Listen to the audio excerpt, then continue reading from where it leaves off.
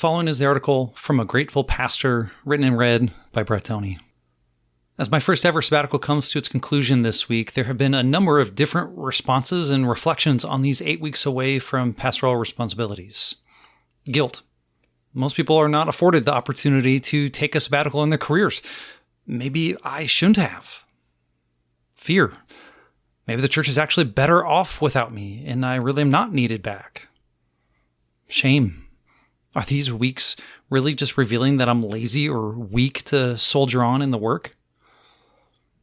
Those thoughts readily flee in the face of the gospel that gives way to gratitude. I am deeply grateful for the rest these 8 weeks have facilitated. Thank you, Westview, for granting me this time away. I am most eager and desirous to return to the field, setting my hand to the plow, laboring among and for you, strengthened and sustained by God's grace. Our time away. In early June, I was readily able to disconnect from responsibilities and get away to Michigan's Upper Peninsula with my wife. We returned and regrouped to set off on our family's Western expedition, a 2.5-week family trip exploring the wonder of 3 remarkable national parks, Grand Tetons, Yellowstone, and Glacier. Many hours in the van were spent immersed in the vengeance and humbling of the Count of Monte Cristo, not the Brothers Karamazov as originally planned. And when we returned in early July, I shifted focus to read more for professional development and write out our efforts and plans to raise our children in discipline and instruction of the Lord. Back in March, I wrote about the why and what of my sabbatical. I highlighted 3 specific reasons why I thought this sabbatical would be good and wise for me. First, I am not necessary. Second, I need wonder. And third, I am needed at home.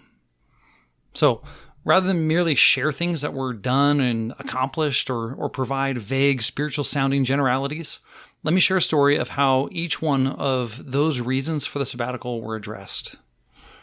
First, I am not necessary.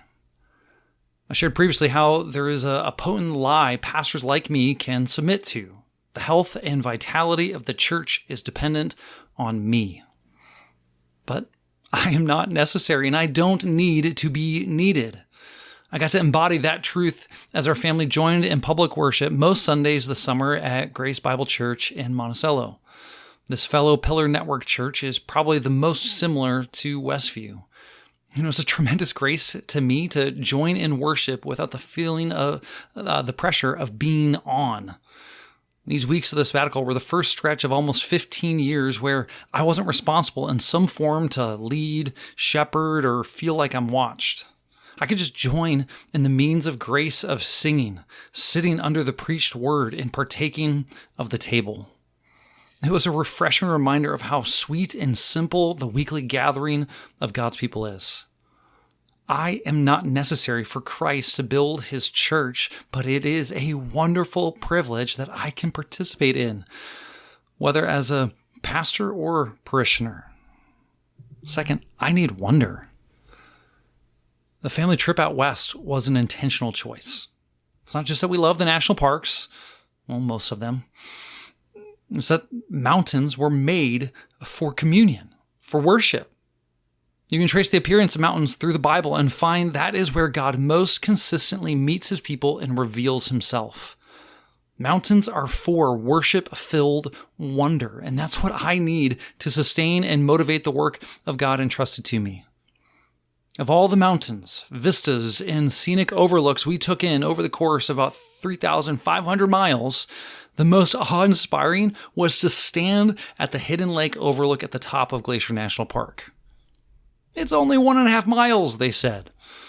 The hike there was a steep incline just about the whole way in the snow. Our bare arms were warmed by the sun as our feet struggled to find stability in the melting, shifting alpine snowpack. This labor no doubt contributed to the reward of finally standing at the overlook.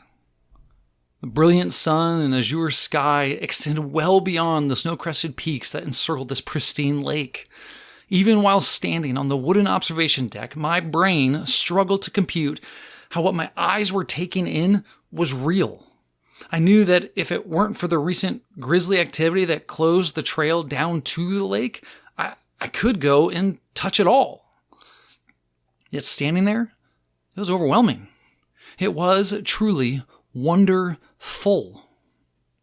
And this was just one lake in 1 square mile of one mountain range that was crafted by the finger of God. And if this singular overlook is this awe-inducing, how majestic is its maker? Third, I am needed at home. There's a lot of flexibility in the schedule of a pastor, and there are benefits and drawbacks of that. With my kids in school, pastoral responsibilities that take me away for many mornings and evenings accumulate a felt absence. That is why one focus of the sabbatical has been to carve out one-on-one time with each of my kids. As I shared with them that they would each get to plan their own afternoon out with Dad, their faces lit up. Some constraints were needed for a few wild ideas that were floated.